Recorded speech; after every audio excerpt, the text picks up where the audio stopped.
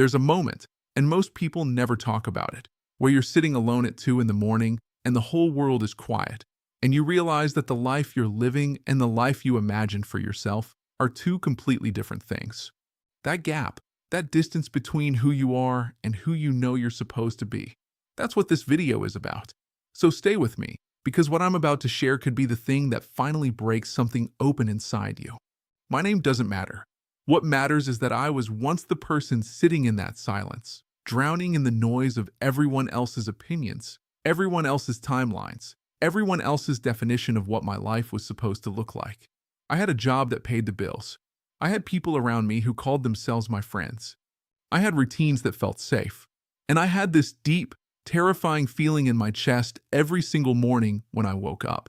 This feeling that I was wasting something, that I had been given something rare, something powerful, something that the world needed, and I was letting it rot inside of me because I was too afraid to pull it out and hold it up to the light. If you've ever felt that way, if you've ever had that feeling that there's something more waiting for you on the other side of fear, then I need you to subscribe right now, because every single week on this channel we go deep into the stories and the truths that most people are too comfortable to face. Hit that button. This journey is just beginning, and you do not want to miss what comes next. Now let me tell you about a man named Marcus. Marcus grew up in a small town in Ohio where the biggest ambition most people had was to work at the plant, clock in and clock out, and make it to the weekend. That wasn't a bad life. It was an honest life. But Marcus, from the time he was 9 years old, had this fire in him that he couldn't explain. He'd lie awake at night looking at the ceiling and see things, not hallucinations, but visions. Visions of what he could build, what he could become, what he could leave behind when he was gone. He didn't have a word for it back then. He just knew he was different. And in a town where different wasn't exactly celebrated, that feeling became something he learned to hide. He hid it through high school, stuffing that fire down every time someone told him to be realistic.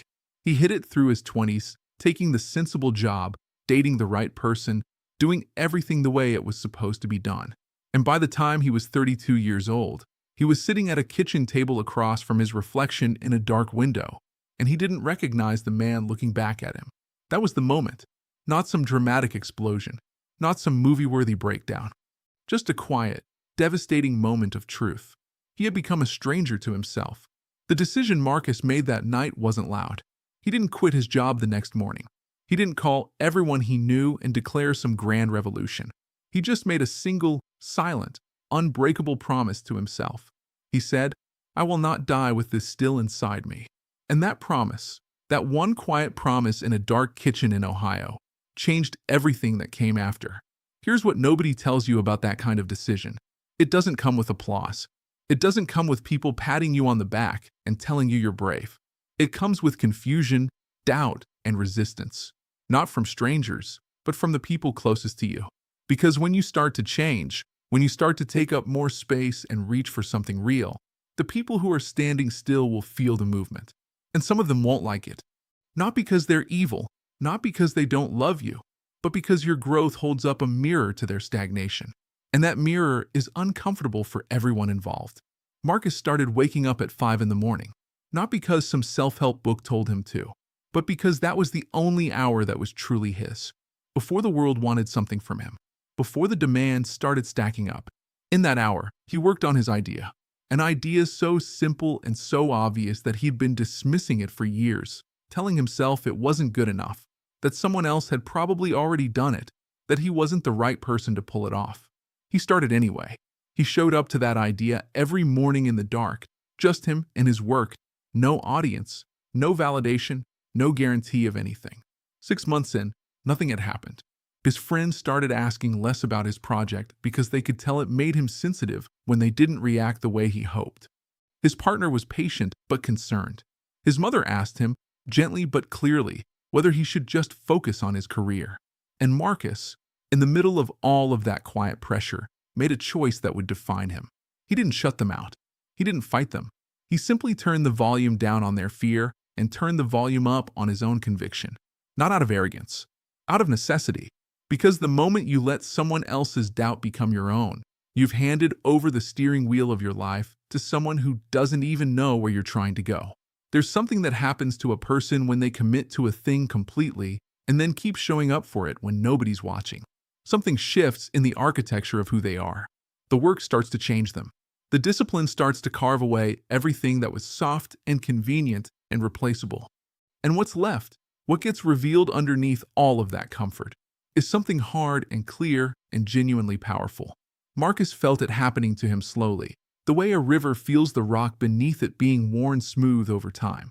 He was being shaped, not by the outcome, but by the process, not by the destination, but by the kind of man the journey was demanding him to become. 14 months after that night at the kitchen table, something cracked open.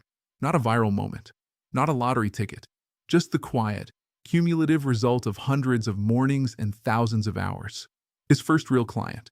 His first real proof that the thing he believed in was real in the world and not just in his head.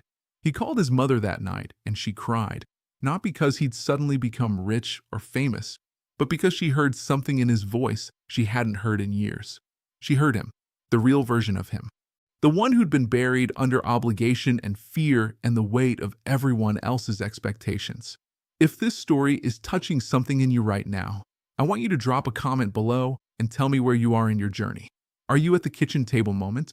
Are you in those early mornings, grinding in the dark with no one watching?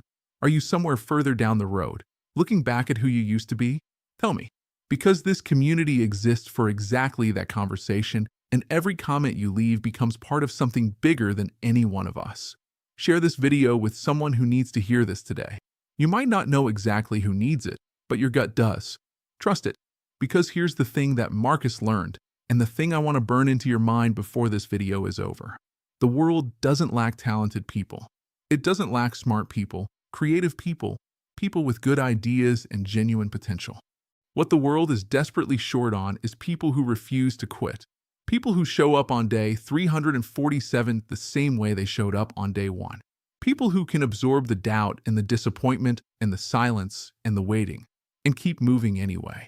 That is the rarest human quality on the planet. And it cannot be bought. It cannot be given to you. It can only be chosen over and over again in the moments when everything in you wants to stop. Marcus is not a billionaire. He's not on magazine covers. But he runs something that is truly his, built from the ground up with his own hands and his own hours and his own unwillingness to let the life he imagined stay imaginary.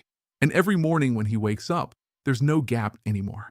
No distance between the man he is and the man he was always supposed to be. He closed that gap, one dark morning at a time, until one day he looked in the window and recognized himself again. That is what's available to you. Not the exact same path, not the same idea or the same timeline or the same obstacles, but that feeling, that recognition, that is yours if you want it. And wanting it isn't enough. You have to decide it. You have to pick it up off the ground and carry it through every single day that tries to convince you to put it down. You have to become so sold on the version of yourself that's possible that the version of yourself that's comfortable starts to feel unbearable. That's the turning point. That's where everything changes. The question this video is really asking you isn't whether you have what it takes. You do. Every human being who has ever taken something from nothing to something real was made of the same basic material as you. Bone and breath and stubborn will. The question is whether you're willing to go through what it costs. Because it will cost you something. It will cost you your comfort, your excuses, maybe some relationships, definitely some sleep. But what you get on the other side, who you become on the other side, is worth every single bit of it. Not because of what you'll have, but because of what you'll know about yourself. Because of the unshakable, bone-deep knowledge that you are someone who does what they say they're going to do.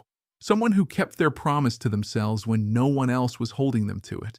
That is the foundation of everything. Self-respect. The kind that comes not from what others think of you, but from what you know about the way you showed up when it was hard. Build that, and you can build anything else on top of it.